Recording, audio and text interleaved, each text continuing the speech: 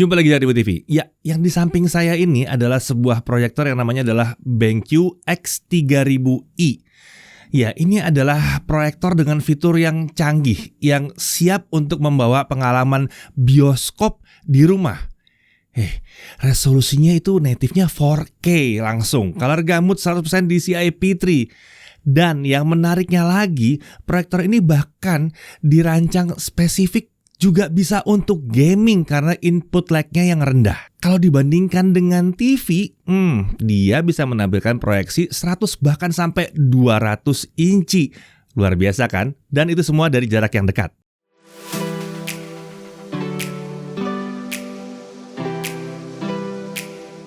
Ya, BenQ X3000i Gaming Projector. Kalau dilihat dari namanya, proyektor ini memang dirancang buat kebutuhan gaming. Bahkan pihak BenQ mengatakan bahwa proyektor satu ini lebih ditujukan untuk para pencinta game konsol yang hobi main game yang basisnya open world. Nah, tentunya dengan layar yang luar biasa besar ya. Akan tetapi kalau lihat dari fitur-fiturnya, proyektor ini apa iya cuma untuk gaming doang? Tentunya enggak ya. Proyektor ini bisa dimanfaatkan untuk kebutuhan hiburan yang lain seperti nonton film, dan semuanya bisa ditampilkan dengan 4K HDR. Proyektor ini juga bisa digunakan sebagaimana layaknya sebuah smart TV karena sudah lengkap dengan OS Android di sini ya. Yuk kita langsung bahas aja satu-satu ya dari paket penjualannya. Tentunya dalam paket penjualan ada unit proyektornya. Lalu ada Android TV dongle BenQ Key S01. Ada 2 kabel power di situ. Lalu ada Bluetooth remote control. Lengkap dengan baterai-baterainya ya. Dan ada 2 kaki penyangga ekstensi di sininya. Dan tentunya ada buku garansi dan petunjuk penggunaan. Dari si desain secara keseluruhan proyektor ini punya bentuk yang agak berbeda dari proyektor yang umum di pasaran. BenQ X3000i ini memiliki bentuk yang kotak ya. Agak besar tapi kelihatannya modern, kekinian banget ini ya. Untuk ukurannya adalah 272 x 197 x 259 mm ya. Bobotnya 6,4 kilogram. Memang sih ini tergolong berat tapi wajar karena memang fiturnya yang luar biasa. Untuk warna dasarnya ini putih, tapi bagian depannya ini cenderung hitam ya, dengan hiasan tekstur berbentuk heksagonal serta terdapat ornamen berwarna orange di situ. Untuk sisi depan tentunya terdapat lensa proyektor untuk menembakkan proyeksi ke layar proyektor atau ke dinding. Bagusan ke layar sih sebetulnya ya. Lalu ada juga infrared receiver untuk remote dan lampu indikator power. Sedangkan pada sisi kiri kalau dilihat dari depan ya, terdapat ventilasi kipas untuk intake dan tombol-tombol pengaturan. Ada tombol power, ada navigasi 5 arah, ada tombol untuk source, kita bisa pilih HDMI 1, 2, atau 3. Lalu ada tombol echo blank, ada tombol back, dan tombol menu. Kalau kita lihat dari depan, masih di area sebelah kiri, ini ada pengaturan mekanisme zoom dan fokus untuk lensa proyektor yang bisa diatur dengan mudah. Untuk sisi kanannya, di sini hanya ada lubang ventilasi dengan lubang kisi-kisi yang cukup besar untuk membuang hawa panas yang dihasilkan oleh si proyektor ini. Sedangkan untuk konektor-konektor untuk I/O tentunya semuanya ditempatkan di sisi belakang proyektor. Nah, di sini ada 2 HDMI 2.0B di sini ya, 2.0B yang sudah mendukung HDCP 2.2. Nah, untuk HDMI yang nomor 2 ini sudah support eARC ya atau Enhanced Audio Return Channel. Kalau kita mau pakai soundbar, coloknya ke sini nih ya. Lalu ada 12 volt trigger port, ada RS232 atau konektor buat serial, ada audio out, lalu ada USB Type A, ini support power delivery 2,5 ampere, dan ada infrared receiver. Kemudian ada lubang Kensington lock untuk mengunci dia, dan ada 2 speaker 5 watt superior sound by Trevolo. Sisi atas proyektornya ini nggak umum ya karena ini polos, tapi di sini ternyata ada juga port HDMI ketiga, tapi tertutup oleh cover. Ini khusus untuk memasang dongle Android TV BenQ Key S01 tadi. Kemudian kalau di bawah kita lihat ada kaki penyangga, di mana 2 kaki penyangga yang ada di posisi depan itu dapat diatur ketinggiannya dengan cara diputar. Di sini juga terlihat ada 3 buah lubang mounting untuk memudahkan pemasangan proyektor ke ceiling mounting atau kalau kita mau masang di langit-langit ya. Nah, untuk spesifikasi proyektornya sendiri, sistem proyeksinya itu pakai DLP atau Digital Light Processing yang pakai 1 chip DMD. Seperti kita ketahui ya, proyektor DLP itu punya keuntungan seperti kualitas gambarnya yang tajam, akurat, desainnya juga kedap debu dan daya tahannya lama. Ini keuntungannya DLP ya. Untuk brightness maksimal maksimumnya yang dijanjikan adalah 3000 ANSI lumens ya, ANSI lumens, bukan lumens biasa ya, ANSI lumens. Dan menurut pengukuran kami ternyata memang brightness-nya sudah mendekati 3000. Tepatnya kalau kami dapatnya sih di kisaran 2800 ANSI lumens. Ya udah kurang lebih mirip lah ya dengan targetnya 3000 ya. Untuk kontras rasio adalah 500.000 banding 1. Native aspect rasionya adalah 16 banding 9. Jadi kelihatan banget ini untuk entertainment ini ya. Native resolusinya adalah 4K UHD 3840x2160 pixel. Luar biasa, tinggi banget. Input lag-nya itu 4 milisecond untuk resolusi Full HD 240 Hz. Sementara untuk 4K 60 Hz itu di 16 milisecond. Jadi ya memang kayaknya dirancang buat response time yang bagus. Untuk display color-nya ada di 1,07 miliar warna. Color gamutnya 100% DCI P3 dan sudah support HDR10 juga di sini. Light source-nya, nah ini menarik nih, 4 LED, nanti kita jelasin ya. Umur lampunya berdasarkan klaimnya dari BenQ untuk mode normal adalah 20.000 jam, Eco di 30.000 jam, dan Smart Eco di kisaran 20.000 jam juga. Untuk proyeksi, dia bisa mencapai ukuran proyeksi clear image itu 60 inci sampai 200 inci. Luar biasa ya, sampai 200 inci. Nah, untuk diagonal 100 inci itu bisa diperoleh dari jarak hanya 2,5 meter saja. Jadi dekat, udah dapat layar yang besar sekali tampilannya. Optical zoom juga ada di sini 1,3 kali. Nah, layaknya proyektor pada umumnya, yang satu ini juga mudah sih digunakan ya. Adanya 2 port HDMI membuat kita bisa masang 2 perangkat sekaligus. Seperti misalnya mau pasang laptop sama konsol game, bisa. Kan port yang ketiga tadi udah dipakai itu ya, pakai dongle spesialnya dia.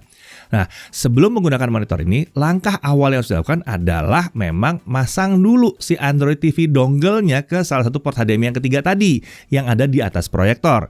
Untuk mengakses port HDMI ketiga tersebut, kita harus buka cover atas proyektor terlebih dahulu dengan cara membuka 2 buah baut pengunci cover yang ada di sisi belakang proyektor. Setelah kedua baut berhasil dilepas, tarik cover ke arah belakang. Lalu port HDMI ketiga untuk Android TV dongle langsung terlihat di situ. Setelah dongle-nya dipasang, kita langsung bisa menyalakan proyektor ini lalu melakukan pengaturan awal. Mirip seperti pengaturan awal di Smart TV yang umumnya ya, yang berbasis Android TV. Kemudian setelah setup awal udah dilakukan dan proyektor sudah terhubung ke Wi-Fi, kita bisa langsung menggunakan proyektor ini sebagaimana layaknya sebuah Smart TV. Oke, dongle tadi itu sudah didukung dengan OS Android 10 ya, dan mampu menampilkan streaming video populer hingga 4K dengan fitur HDR. Nah, tentunya kalau kalian mau install beragam aplikasi untuk video ya, itu kita bisa akses dari Google Play Store bawaannya. Mau Disney Plus Hotstar, YouTube, Amazon Prime, iFlix, Video, Vision Plus, View, HBO Go bisa ya. Ada banyak di situ. Nah, tersedia juga aplikasi streaming musik seperti Spotify dan Deezer juga bisa didapatkan di situ ya. Selain aplikasi-aplikasi tadi, kita juga bisa menginstal beberapa game yang tersedia, dan menariknya ada beberapa game yang bisa dimainkan pakai remote bawaannya ini. Lucu juga ya, bisa main pakai remote ya. Nah, kemudian proyektor ini juga dilengkapi dengan Auto Vertical Keystone. Fitur ini membuat setup atau pemasangan proyektor jadi lebih mudah, baik saat ditempatkan di atas meja atau di langit-langit, karena sudah didukung penyesuaian rotasi digital. Namun, penempatan proyektor tetap harus tegak lurus ya terhadap bidang proyeksi. Nah, untuk mencapai ukuran tampilan 100 inci ya, kita memang ternyata benar bisa mendapatkannya dengan jarak sekitar 2,5 meter saja. Jadi tidak butuh ruangan besar untuk dapatkan tampilan yang luar biasa besar di 100 inci. Nah, bayangkan tuh kalau TV 100 inci harganya udah mau berapa tuh ya. Nah, dia bisa nih, bahkan masih bisa lebih sampai ke 200 inci kalau dibutuhkan. Oke, kita beralih ke remote-nya. Remote ini punya desain yang modern ya, dilengkapi dengan tombol-tombol yang penting di sini yang sering digunakan, pengaturan menu, fokus, studi keystone, volume, navigasi 5 arah dan sebagainya itu udah ada lengkap di sini. Dan BenQ ini memperhatikan betul sepertinya ya tata letak tombol di remote proyektor ini. Jadi pada saat penggunaannya itu nyaman ya, tidak ada kesulitan atau kebingungan di sini. Tentunya selain pakai remote, kita juga bisa mengatur proyektor ini dengan smartphone. Cukup dengan menginstal aplikasi BenQ Smart Control yang ada di App Store atau Google Play Store ke smartphone kita aja. Nah, untuk penggunaan aplikasi ini, smartphone atau tablet yang digunakan memang harus terhubung ke jaringan Wi-Fi yang sama dengan si proyektor ya. Nah, kembali ke remote-nya. Remote ini menggunakan konektivitas Bluetooth dan sudah support Google Assistant. Untuk menggunakan fitur ini, cukup tekan dan tahan tombol Google Assistant yang ada di remote, dan kita bisa langsung menggunakan voice command dari Google Assistant. Hey Google, open YouTube. Opening YouTube. Selain memutar langsung dari aplikasi yang diinstal, kita juga bisa melakukan casting ya. Casting dari perangkat lain tentunya ke proyektor ini. Kita bisa melakukan casting untuk aplikasi streaming konten ke proyektor ini seperti dari YouTube, Netflix, Disney Plus Hotstar, dan beberapa aplikasi lainnya. Ini semua bisa dilakukan karena tersedia fitur Chromecast built-in di dalamnya. Oke, pertama-tama kita coba dulu dia untuk nonton video. Kita coba pakai YouTube dan Disney Plus Hotstar di sini ya. Nah, saat kita memutar video beresolusi 4K HDR di kedua aplikasi streaming tersebut, proyektor ini tampilan gambarnya memang keren. Emang keren banget ya, namanya juga 4K HDR ya. Menurut BenQ, kualitas gambar yang cemerlang yang dihasilkan proyektor ini adalah berkat penggunaan teknologi 4LED atau 4 LED. Nah, oke, 4 LED ini atau 4 LED ini memang agak beda ya, karena dia nambahin satu ekstra LED light lagi di sini yang warnanya biru. Tapi cahaya biru ini sudah dikonversi menggunakan fosfor keramik dan ini membuat justru warna hijaunya jadi tampil lebih kuat, dan warna hijau memang tampil lebih kuat sekitar 40%.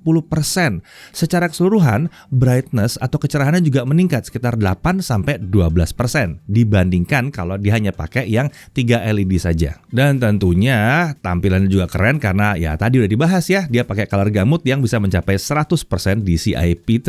Nah, saat menikmati konten video yang HDR, fitur HDR Pro di proyektor ini langsung aktif. Nah, kalau kita nonton video yang non HDR, ada beberapa pilihan preset yang bisa dipilih ya, antara lain seperti Bright, Living Room, Game, Cinema, Sport, Game 3D, dan User. Oke, kalau nonton udah keren. Sekarang kita coba untuk main game. Kita coba dulu dengan konsol. Kita coba pakai PS5 dan PS4 Pro ya. Kita coba dengan PS5, PS4 Pro, dan laptop gaming juga. Sama lah dengan PC gaming ya. Nah, proyektor ini memiliki preset gaming mode yang menyediakan 3 pilihan preset. Yaitu ada RPG mode, ya tahulah RPG ya apa ya.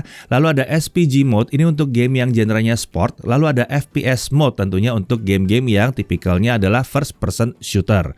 Nah, pas kita pakai konsol PS4 Pro dan PS5, kita coba mainkan beberapa game seperti God of War, Ghost of Tsushima, dan Ratchet & Clank yang Rift Apart ya.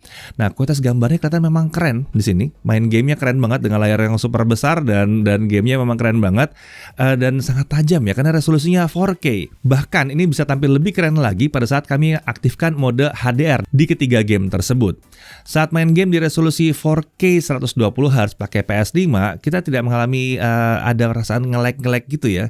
Mungkin ini karena memang input lag-nya sudah dijaga dengan baik sekali. Janjinya kan sekitar 16 milisekund. Ini udah oke banget untuk ukuran sebuah proyektor. Oh ya, perlu diingat bahwa tidak semua game bisa didukung oleh fitur HDR pada proyektor ini. Pastikan aja dulu kalau kalian mau menikmati yang HDR itu gamenya memang sudah disupport untuk HDR ya.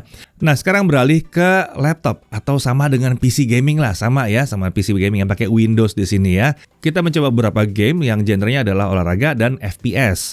Kita coba mainkan game NBA 2K20, lalu ada Dota 2 dan juga ada Valorant. Nah, sebagai catatan ya, saat HDR di Windows atau di gamenya ini diaktifkan atau memutar konten video HDR, proyektor ini akan secara otomatis dan akan langsung mengaktifkan menu HDR10 dan HDR Game. Ya, ini akan muncul pada menu preset Picture Mode. Oke, tentunya bertanya-tanya ya, kalau gaming kayak begitu audionya gimana? Ternyata audionya keren juga. Ya, Superior Sound by Trevolo ini memang mantap banget ya. Memang menggelegar suaranya ya. Beberapa preset audio bisa dipilih di sini dan kami merasa bahwa untuk audio yang sudah cukup mantap, kayaknya nggak terlalu diperlukan tambahan audio ekstra lagi, speaker ekstra lagi. Tapi kalau mau, ya tetap kalian bisa pasang speaker ekstra. Ya, yang paling asik mungkin kalau kalian masang soundbar ya, karena bisa pakai e-arc-nya.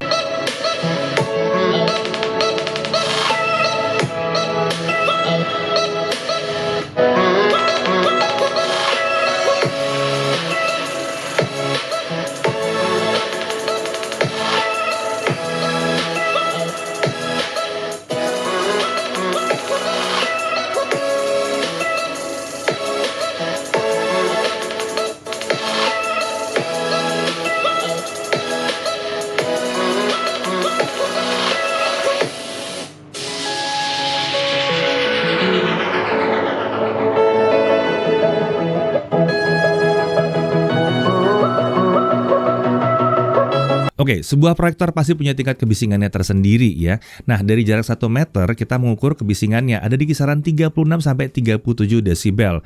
tidak terlalu berisik untuk ukuran sebuah proyektor yang besar seperti ini ya.